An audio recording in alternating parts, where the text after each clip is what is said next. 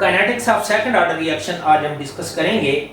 इसके लिए मैं सपोज करता हूं कि मेरे पास ए और बी कोई रिएक्टेंट हैं और ये प्रोडक्ट पी में जा रहे हैं। हम सपोज करते हैं कि टी जीरो पर ए की इनिशियल कंसंट्रेशन ए है, बी की इनिशियल कंसंट्रेशन स्मॉल बी है और पी की इनिशियल कंसंट्रेशन जीरो है। सेकंड ऑर्डर रिएक्शन के दो पॉसिबल केसेस हो सकते हैं, जिनमें से एक ये है कि रिएक्टेंट की इनिशियल कंसंट्रेशन सेम हो और दूसरा केस ये है कि रिएक्टेंट की इनिशियल कंसंट्रेशन एक दूसरे से डिफरेंट हो। आज हम सेकंड ऑर्डर रिएक्शन की काइनेटिक्स का वो केस डिस्कस करेंगे जिसमें रिएक्टेंट की इनिशियल कंसंट्रेशन सेम है, यानी A is equal to B है। हम सपोज करते हैं कि टाइम t पर A की जो कंसंट्रेशन है वो A से कम होकर A माइनस एक्स हो जाती है, जबकि B की कंसंट्रेशन टाइम t पर B से कम होकर B माइनस एक्स होनी चाहिए, लेकिन चूंकि A और B इक्वल हैं इसलिए मैं इसको A माइनस एक्स का नाम देता हूं और आफ्टर टाइम t P की जो कंसंट्रेशन है वो जीरो से इंक्रीज करके x हो जाती है। मैंने कहा कि ये सेकंड ऑर्डर रिएक्शन है और सेकंड ऑर्डर रिएक्शन के लिए जो रेट लॉ एक्सप्रेशन बनेगा उसको यूं लिखा जा सकता है, यानी rate of reaction will be directly proportional to the available concentration of A and available concentration of B। यानी order of reaction with respect to A B1 है, order of reaction with respect to B P1 है, तो ये rate will be equal to a rate constant. जब आप proportionality का sign खत्म करेंगे तो इधर एक कांस्टेंट आएगा जिसको हम रेट कांस्टेंट कहते हैं और ये available concentration of A and B है। आप जानते हैं कि rate of reaction can be written in term of rate of formation of product और वो बनेगा dx over dt will be equal to k। A की available concentration at any time t उसको मैंने A माइनस एक्स का नाम दिया है, जबकि B की available concentration at any time t उसको भी मैंने A माइनस एक्स का नाम दिया है। इसको रीअरेंज करके यूं लिखा जा सकता है dx over dt will be equal to k A minus x raise to power 2। ये जो मैथमेटिकल रिलेशन है इसको अगर आप गौर से देखें तो ये dx over dt इसमें रेट ऑफ रिएक्शन है इन term of rate of formation of product. ये जो A माइनस एक्स है ये available concentration of reactant A और B है और ये जो A माइनस एक्स की पावर है 2 ये ऑर्डर ऑफ रिएक्शन है और इसके अंदर ये जो K है ये रेट कांस्टेंट है और ये सेकंड ऑर्डर रेट कांस्टेंट है। इसकी डेफिनेशन यहीं से निकाली जा सकती है। अगर आप A माइनस एक्स को इक्वल टू यूनिटी पुट करें तो यूनिटी का स्क्वायर भी यूनिटी होगा और K will be equal to dx over dt। It means कि rate constant is the value of rate of reaction when available concentration of all reactant is equal to unity। और ये कि इसके unit भी यहीं से निकाले जा सकते हैं। यूनिट निकालने के लिए आप इसको रीअरेंज कर लें और यहाँ से K जो है वो इक्वल होगा आपके पास A माइनस एक्स स्क्वायर को दूसरी साइड पर ले जाएं तो ये 1 over A minus x square हो जाएगा इंटू dx over dt होगा। हाँ देखिए कि ये जो dx over dt है ये भी कंसंट्रेशन है और इसके यूनिट मोल पर dm क्यूब है। ये जो A माइनस एक्स है ये भी कंसंट्रेशन है और ये कंसंट्रेशन का स्क्वायर है तो इसके यूनिट मोल पर dm क्यूब का स्क्वायर है, जबकि ये जो टाइम है इसके यूनिट सेकंड है। तो ये और ये कैंसिल हो जाएंगे, इसको आप रीअरेंज करेंगे तो यहां से K के यूनिट आएंगे dm क्यूब पर मोल पर सेकंड। इसका मतलब ये हुआ कि जो सेकंड ऑर्डर रेट कांस्टेंट है उसके यूनिट dm क्यूब पर मोल पर सेकंड होते हैं और ये जो डिफरेंशियल रेट लॉ है ये सेकंड ऑर्डर रिएक्शन का ही रेट लॉ है और ये जो K है ये सेकंड ऑर्डर रेट कांस्टेंट है। ये mathematical relation second order reaction का डिफरेंशियल रेट लॉ कहलाता है। डिफरेंशियल रेट लॉ इसको इसलिए कहते हैं कि इसमें x का derivative with respect to t मौजूद है और ये in fact variable separable first order differential equation है। याद रहे कि डिफरेंशियल इक्वेशन का ऑर्डर 1 है जबकि ऑर्डर ऑफ रिएक्शन 2 है।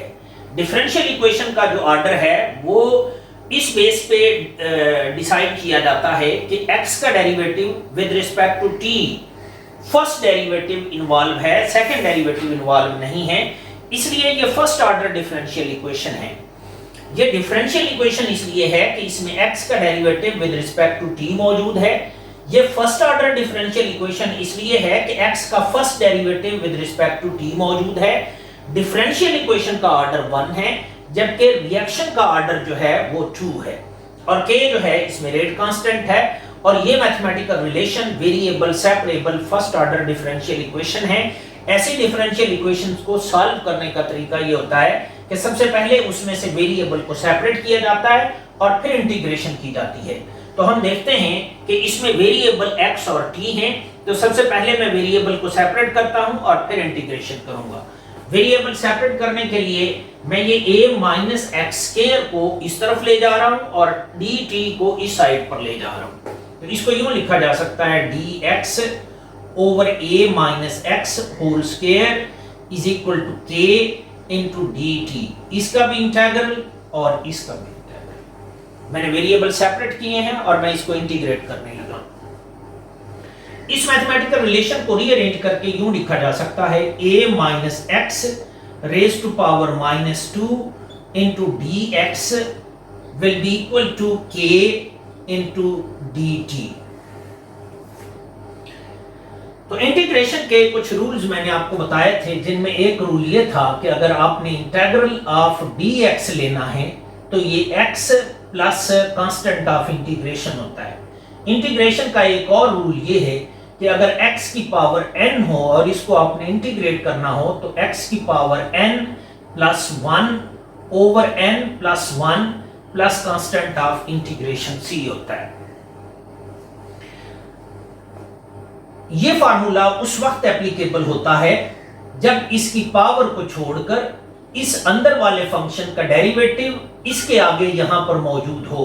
फॉर एग्जांपल x का derivative with respect to x अगर आप लेते हैं तो वो 1 आता है, वो 1 यहां पर मौजूद है, इसलिए इसको इंटीग्रेट करते वक्त इसकी पावर में 1 ऐड करेंगे और वही पावर इसका डिनोमिनेटर बनेगी प्लस कांस्टेंट ऑफ इंटीग्रेशन आएगा।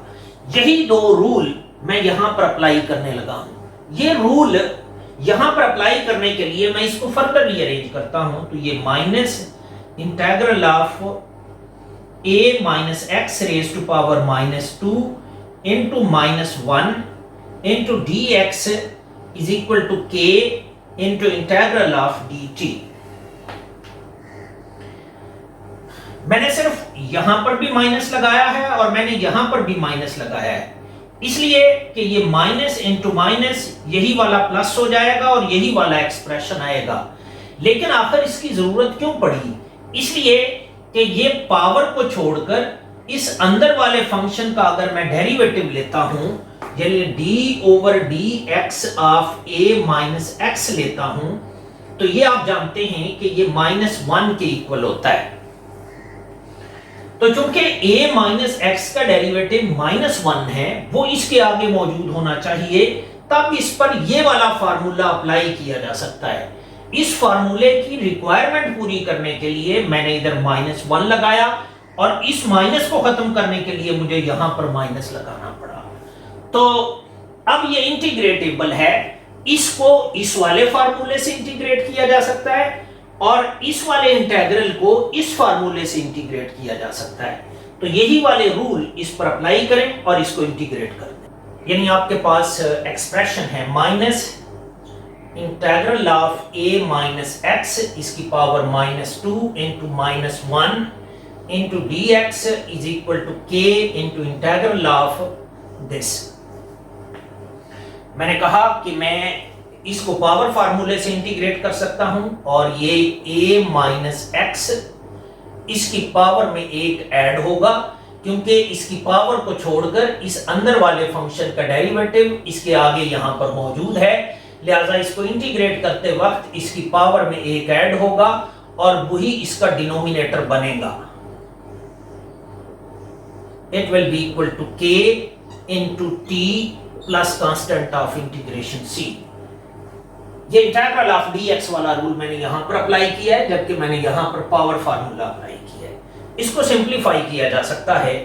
ये -2 है, ये +1 है, तो इधर -1 रहेगा, ये -1 और ये माइनस प्लस हो जाएगा, a माइनस एक्स की पावर -1 रहेगा।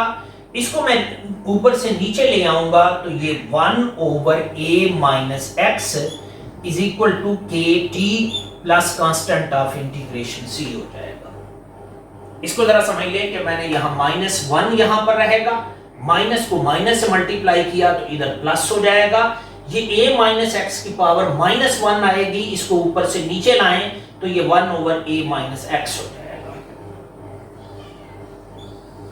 ये जो मैथमेटिकल एक्सप्रेशन है इसमें ये जो c है ये कांस्टेंट ऑफ इंटीग्रेशन कहलाता है, और आप जानते हैं कि इसकी वैल्यू इनिशियल कंडीशन यूज करके निकाली जा सकती है। इनिशियल कंडीशंस क्या हैं कि जब t 0 था तब x की जो वैल्यू है वो 0 थी, यानी रिएक्टेंट की वो कंसंट्रेशन जो प्रोडक्ट में कन्वर्ट हुई है वो 0 थी। ये कंडीशन आप इस पर अप्लाई कर दें, जहां t है वहां 0 कर दें, जहां x है वहां 0 कर दें। x 0 तो ये 1 ओवर a रहेगा, k t 0 तो इधर 0 आ जाएगा, प्लस c 0 k से मल्टीप्लाई होगा 0 आ जाएगा, c की वैल्यू 1 ओवर a आएगी। c की ये वैल्यू अगर आप इस एक्सप्रेशन में यहां पर पुट कर दें तो फिर ये वाला एक्सप्रेशन यूं बनेगा 1 over a minus x is equal to k t plus 1 over a। इस मैथमेटिकल एक्सप्रेशन को जरा गौर से देखिए तो ये आपका डिपेंडेंट वेरिएबल y है, ये इंडिपेंडेंट वेरिएबल x है, ये इस प्लॉट की स्लोप m है और ये इस प्लॉट का इंटरसेप्ट c है, और ये y is equal to mx plus c type expression है। इसके अकॉर्डिंग अगर आप प्लॉट बनाएंगे तो प्लॉट को स्ट्रेट लाइन होना चाहिए और इंटरसेप्ट फॉर्म में होना चाहिए। आपका डिपेंडेंट वेरिएबल है 1 ओवर a माइनस एक्स, इसको अलॉन्ग y एक्सिस लेंगे, इंडिपेंडेंट वेरिएबल है t, इसको अलॉन्ग x एक्सिस लेंगे। ये जो प्लॉट है ये स्ट्रेट लाइन होगा, इस प्लॉट का जो इंटरसेप्ट है वो 1 ओवर a के इक्वल होगा, इस प्लॉट की जो स्लोप है वो k के इक्वल होगी। यानी अगर आप डिफरेंट टाइम इंटरवल पर रिएक्टेंट की अवेलेबल कंसंट्रेशन को मेजर करें, उसका इनवर्स लें, उसको t के अगेंस्ट प्लॉट करें, उस प्लॉट की स्लोप निकालें, तो सेकंड ऑर्डर रेट कांस्टेंट की वैल्यू निकाली जा सकती है। इस ग्राफ की एक और सिग्निफिकेंस ये है कि इसके इंटरसेप्ट से रिएक्टेंट की इनिशियल कंसंट्रेशन की वैल्यू निकाली जा सकती है। यानी आप जानते हैं कि जो इसका इंटरसेप्ट है वो 1 ओवर a के इक्वल है, तो जो a है वो 1 ओवर इंटरसेप्ट के इक्वल होगा। यानी इंटरसेप्ट से रिएक्टेंट की इनिशियल कंसंट्रेशन और प्लॉट की स्लोप से रेट कांस्टेंट की वैल्यू निकाली जा सकती है। याद रहे कि इस मेथड से रेट कांस्टेंट निकालने के लिए आपको रिएक्टेंट की इनिशियल कंसंट्रेशन की जरूरत नहीं है, आपको डिफरेंट टाइम इंटरवल पर जस्ट रिएक्टेंट की अवेलेबल कंसंट्रेशन चाहिए, उसका आपने इनवर्स लेके t के अगेंस्ट प्लॉट करना है, उसकी स्लोप निकालनी है, तो वो आपको रेट कांस्टेंट की वैल्यू देगी। मैं इस मैथमेटिकल रिलेशन को रीअरेंज करना चाहता हूं in the form of equation of straight line passing through the origin. ऐसा करने के लिए मैं इसको रीअरेंज करने लगा हूं। ये जो इंटरसेप्ट है 1 ओवर a, इसको अगर आप दूसरी साइड पर ले जाते हैं तो ये वाला एक्सप्रेशन यूं बनेगा 1 over a minus x minus 1 over a is equal to k into t। इसका अगर आप एलसीएम लेते हैं तो ये a into a minus x, ये बनेगा a minus x is equal to k into t। इसको फर्दर आप सिंप्लीफाई करते हैं तो ये a minus a plus x over a into a minus x will be equal to k into t. ये minus जब अंदर मल्टीप्लाई होगा तो ये माइनस हो जाएगा और ये प्लस हो जाएगा, ये a प्लस और ये a माइनस है, तो ये बनेगा x over a into a minus x is equal to k into t. ये जो a है ये कांस्टेंट है, इसको आप अगर इस साइड पर ले जाते हैं तो ये x over a minus x will be equal to a k into T.